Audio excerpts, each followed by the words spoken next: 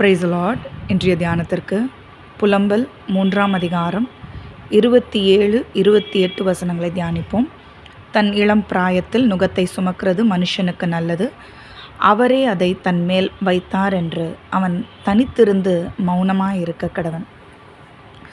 இவ்வசனத்தை குறித்து தியானிக்கும் போது, நம்முடைய இளம் பிராயத்தில் நுகத்தை சுமக்கும்போது அநேக நேரம் இது என்னுடைய வயதுக்குரிய ஒரு நுகம் கிடையாது, இந்த பிரச்சனைகளை நான் ஏன் இந்த காலத்தில் சுமக்கணும் அப்படின்னு இளம் பிராயத்தில் இருக்கும்போது சில நபர்கள் யோசிக்கலாம்.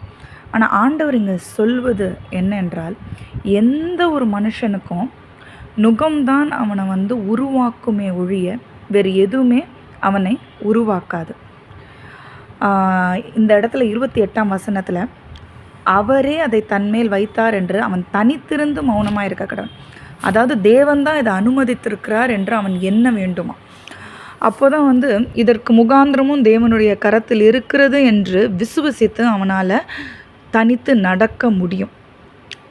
அநேக நேரம் பார்த்திங்கன்னா, நுகங்கள் கஷ்டங்கள் சுமக்கும் நேரத்தில் பல விதமான நபர்களோடு நம்மளால் நடக்கவும் முடியாது, அவர்களும் நம்மளோட கூட வர இயலாது. அந்த இடங்களில் தான் பார்த்திங்கன்னா நம்ம வழி பிறழ்ந்து போகிறது, நெறிகளை விட்டு வழி மாறி போகிறது, இந்த மாதிரி தருணங்கள் ஏற்படலாம்.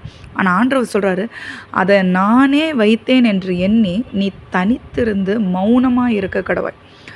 அப்போ இந்த மாதிரி ஒரு மனநிலைக்குள்ளே நம்ம வந்தோன்னா, முதலாவது நமக்கு கிடைக்கிற ஒரு பிரதிபலன் என்னென்னா அமைதி, தேவன் தருகிற இளைப்பாறுதல். அவர் சொல்லுகிறார், வருத்தப்பட்டு பாரம் சுமக்கிறவர்களே என்னிடத்தில் வாருங்கள், நான் உங்களுக்கு இளைப்பாறுதல் தருகிறேன். அந்த இளைப்பாறுதலை பெற்றுக்கொள்ள முடியும். அடுத்ததாக பார்த்தீங்கன்னா, தேவன் காட்டும் வழி, நானே வழியும் சத்தியம் ஜீவனமாக இருக்கிறேன்னு சொல்கிறார். அவர் வழியை காண்பிக்கிறவராக இருக்கிறார். அடுத்ததாவது நல் ஆலோசனை, அவருடைய பெயர் ஆலோசனை கர்த்தர்.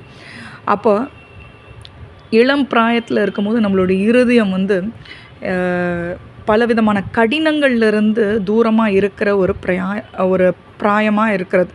அப்போ அந்த காலத்தில் நம்ம நுகம் சுமக்கிறது எளிது. ஏன்னா ஒரு காலகட்டம் சென்ற பிறகு அதிக நுகம் ஒரு மனிதனிடத்தில் விழும் போது அவன் உடைந்து விடுவான். அதனால்தான் தேவன் நமது நன்மைக்காக தான் இந்த வார்த்தையை வைத்திருக்கிறார். இளம் பிராயத்திலேயே இந்த நுகத்தை சுமப்பது நல்லது. அப்போ நம்ம அதில் பழகி நடக்கும்போது, வெளியே வரும்போது, அந்த நுகத்தை விட்டு வெளியே வரும்போது பொன்னாக விளங்குவோம். ஆகையால் இந்த வேத வசனம் என்பது ஒரு புதையல். இதிலிருந்து நம்ம வாழ்க்கைக்குரிய ஞானத்தை நம்ம பெற்றுக்கொண்டோம் என்றால், வாழ்க்கையில் சந்திக்கிற ஒவ்வொரு பிரச்சனைகளுக்கும் சரியான தீர்வை நம்மளால் பெற்றுக்கொள்ள முடியும். ஜெபிப்போமா. அன்பின் பரலோக தகப்பனே, இந்த நாளிலும் கூட ஆண்டவரே நீர் கொடுத்த வார்த்தைக்காக நன்றி. இளம் பிராயத்திலே ஆண்டவரே இந்த நுகத்தை சுமப்பது நல்லது என்று சொல்லுகிற நல்ல தேவனே, ஆண்டவரே இளம் பிராயத்தில் ஆண்டவரே நுகத்தை சுமக்கும்போது ஒவ்வொரு வாலிபருக்கு, ஆண்டவரே இளம் பிராயத்தில் இருப்போருக்கு நீர் கரம் பிடித்து அவர்களை வழிநடத்த வேண்டுமா நாங்கள் ஜெபிக்கிறோம். தீமையின் பாதைகளிலிருந்து ஆண்டவரே அவர்களை விலக்கி காத்துக்கொள்ளுங்க. இதில் தனித்திருந்து மௌனமாக இருந்து சிந்தித்து அதிலிருந்து ஆண்டவரே நீர் தரும் ஆலோசனையுடன் வெளிவர தேவரே கிருபைகளை தருவீராக. ஒவ்வொருவரையும் வல்லமையாக எடுத்து பயன்படுத்துங்க, பண்படுத்துங்க ராஜா. இயேசுவின் நாமத்தில் ஜெபித்து ஜெயங்கள் எடுக்கிறோம். ஜெபம் கேளும் நல்ல பிதாவே, ஆமென்.